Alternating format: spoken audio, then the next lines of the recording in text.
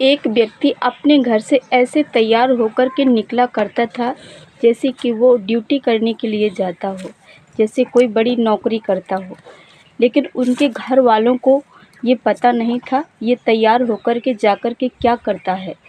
जब वो घर से जाया करता था तो अलग-अलग रेलवे स्टेशन पर जाया करता था और वहाँ जाकर के ऐसी लड़कियों की तलाश किया करता था जिनके साथ में उनके परिवार वाले ना हो, और या फिर वो लावारिस हो, या फिर मजबूरी में वो कहीं से अकेली जा रही हो।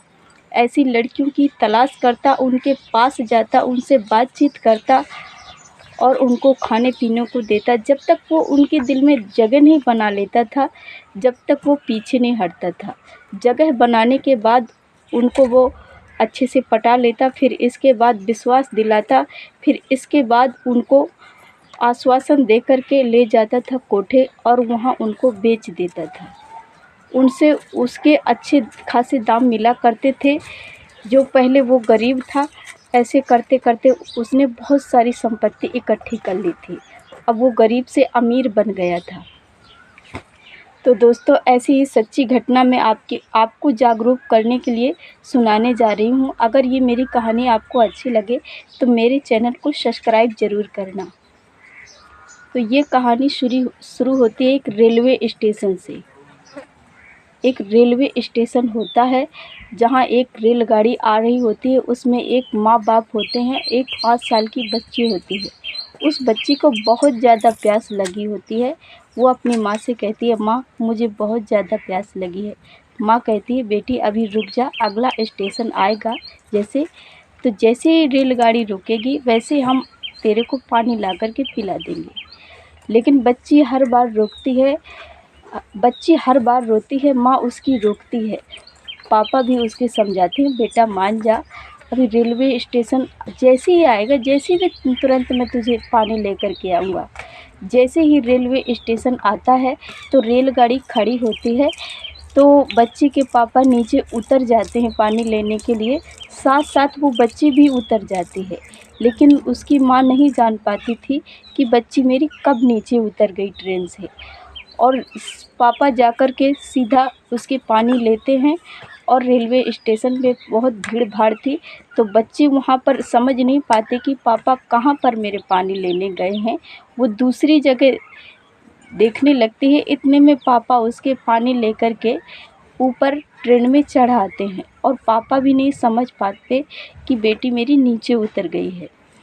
तो जब तक वो अपनी बेटी को ट्रेन में चढ़ कर के आवाज़ लगाते हैं, बेटी पानी पी ले, कहाँ है बेटी, तब तक ट्रेन सीटी मार देती है और ट्रेन चलने लगती है।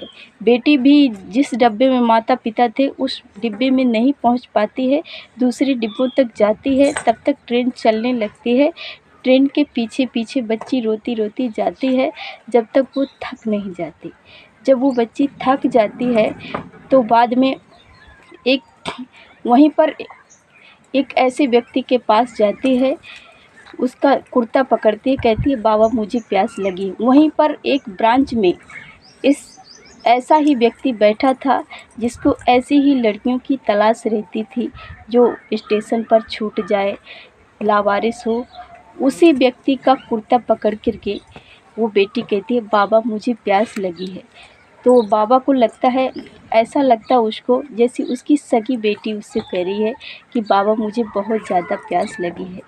तो वो व्यक्ति दौड़ता जाता है रेलवे स्टेशन और पानी की एक बोतल लेकर के आता है, तो उस बेटी को पिलाता है और बेटी से कहता है, बेटी को अच्छी-अच्छी बातें बोलता है उससे कि मैं तेरे पापा तक पहुंचा दूंगा, ये है वो है, खिलाता है उसको, पिलाता है। अब वो बेटी को, वो तो अपने बाप से बिछड़ गई थी, उसको नहीं लगता था कि ये मेरा पापा नहीं है। अब उसको तो अपने माँ बाप की तो ख्याल ही नहीं आती थी। अब ये व्यक्ति थे, इसी को वो अपना पापा समझ रही थी। तो ये क्या करता है, बेटी को खिलाता है, पिलाता है और सीधा ये ले जाता है कोठे में ले जा कर के वहाँ की मालकिन से इसका सौदा तय करता है। अच्छे खासे इसके पैसे मांगता है, तो मालकिन अच्छे खासे पैसे देने में थोड़ा इधर उधर करती है, लेकिन दोनों का सौदा पट जाता है। जब सौदा पड़ जाता है तो ये लड़की को छोड़ने लगता है। तो लड़की फिर से इसका कुर्ता पकड़ लेती है, कहती है पापा मुझे छोड़ कर के तो नहीं जाओगे, बाबा कहती है, सॉरी बाबा मुझे छोड़ कर के तो नहीं जाओगे। लेकिन ये बच्ची को बहला फुसला कर के वहाँ छोड़ कर के उसको बेच कर के घर आ जाता है। जैसे ही ये घर आता है, रात में सोता है, तो उसी बच्ची का चेहरा इसके दिमाग में चल रहा था। उसकी आवाज़ कानों में इसकी गूंज रही थी, लेकिन इसका चेहरा ये उस रात पर सो नहीं पाया। इस ओर करवटें पलटे, उस ओर करवटें पलटे, लेकिन इसको नींद नहीं आई। बस उसी का चेहरा दिख रहा था सोते जागते। ऐसे उसके चेहरे ने अटैक कर रखा था कि वो बच्ची इसके दिल और दिमाग से निकलने को तैयार ही नहीं थी। तो इसकी बीवी कहती है आज तुम बहुत ज़्यादा परेशान लग रहे हो। तो उसने कहा आज मुझे रेलवे स्टेशन में एक ऐसी बेटी मिली जिसकी आवाज़ अभी तक मेरे कानों पर गूंज रही है, और अभी तक वो कह रही है बाबा मुझे प्यास लगी है, लेकिन मैं उसको कोठे में बेच आया हूँ। अब मैं क्या करूँ मुझे समझ में नहीं आता। वो बहुत ज़्यादा परेशान हो जाता है। तो सुबह जाता है, सीधा वो कोठे जाता है। कोठे जाकर के कोठे की मालकिन से कहता है मुझे ये बच्ची वापस चाहिए।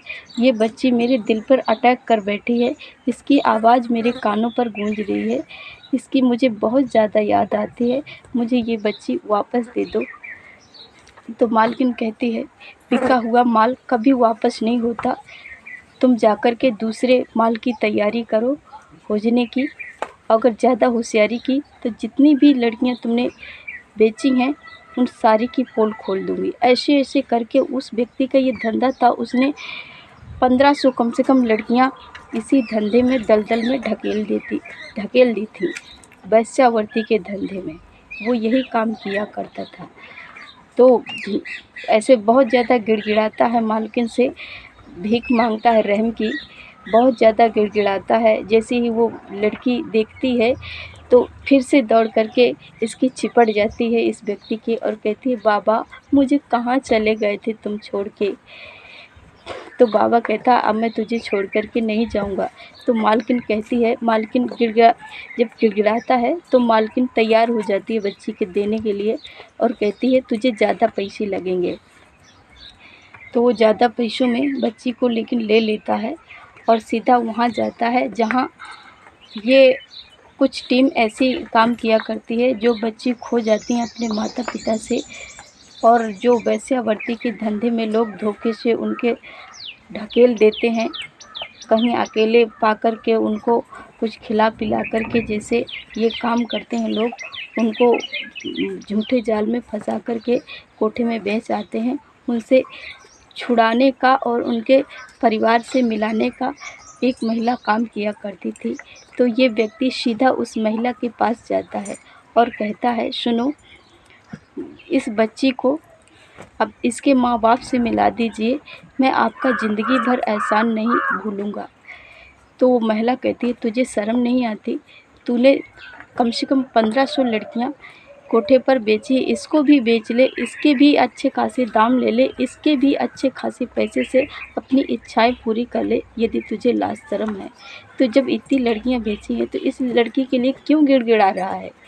तो बहुत ज़्यादा कहता है, एक धागा लेता है, बहुत ज़्यादा परेशान होता है, बहुत ज़्यादा गिड़गिड़ाता है और एक धागा लेता है, कहता है बहन मेरे हाथ में ये धागा बांध दे, आज से मैं तुझे अपनी बहन मानता हूँ, आज से मैं कसम खा कर के कहता हूँ कि आज से मैं ये धंधा बंद कर दूँगा। तो उस जो महिला होती है उसको थोड़ा दया आ जाती है और उस बच्ची को फिर काफ़ी पुलिस से बात करती है और लगातार अखबारों के ज़रिए से वो करती है, पता लगाती है किसी ने स्टेशन पर खोई हुई बच्ची का एफआईआर दर्ज तो नहीं कराई है, कई अखबारों पे ये खबर तो नहीं छप रही है। तो लगातार वो पता करती है, लेकिन उस बच्ची का किसी भी तरह से उसका मालूम नहीं पड़ा। ऐसे वो बच्ची उसका ऐसे वो हो गई जैसे उसके माता पिता उससे पीछा ही छुड़ाना चाहते हों। तो फिर क्या करते हैं कि वो महिला कहती है कि जब तुम्हारे 4 बच्चे हैं तो इसको भी पालो, इसको ये क्या ज़्यादा हो जाएगी, इसको अगर पाल लेगा, इसकी ज़िंदगी देगा, तो शायद तूने ये बुरे कर्म जो किए हैं, तो हो सकता है कि तुझे उन कर्मों से, तेरे बच्चों की इसके पालने से वो तेरे पाप कट जाएँ और तेरे बच्चों की ज़िंदगी संवर जाए। तो वो उन्हीं जैसे उसके बच्चे होते हैं 4, फिर ये 5वां बच्ची हो जाती है, तो इसको भी अच्छी तरीके से वो पालते हैं। और जब ये बच्ची बड़ी होती है तो इसका अच्छी विद्यालय में मतलब एडमिशन कराया जाता है, पढ़ाया जाता है। फिर वो व्यक्ति बीमार हो जाता है। जब वो बीमार हो जाता है तो उसको बहुत बुरी तरीके से उसकी मौत हो जाती है।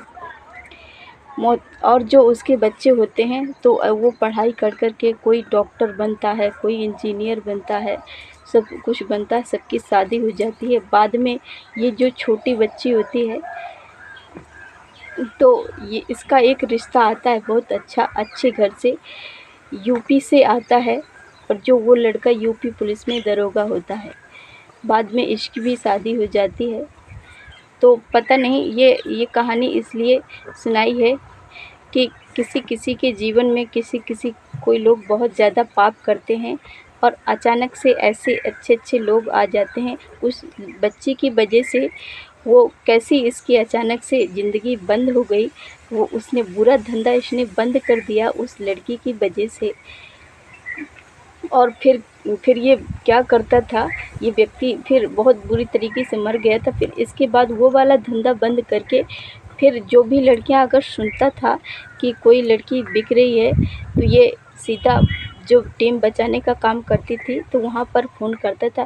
फिर कई लड़कियों की इसने ज़िंदगी बचाई। तो उस लड़की के आने से ये जो बुरे कर्म करता था, ये अचानक से ऐसा अच्छा उस लड़की के इसका भविष्य बदल गया कि जो बुरे करता था, बुरे कर्म छोड़ करके अच्छे कर्म करने लगा। ये कहानी कैसी लगी दोस्तों, कमेंट में ज़रूर बताना। ये रियल कहानी होती हैं और इनसे कुछ ना कुछ सीख ज़रूर मिलती है। जो लोग अपनी ज़िम्मेदारी मतलब निभाने में लापरवाही करते हैं तो उनको सीख मिलती है कि हाँ, ये रियल घटना है, हमें कोई ज़िम्मेदारी में लापरवाही नहीं करनी चाहिए। तो दोस्तों मिलते हैं नेक्स्ट वीडियो में, जब तक के लिए जय हिंद, राधे राधे।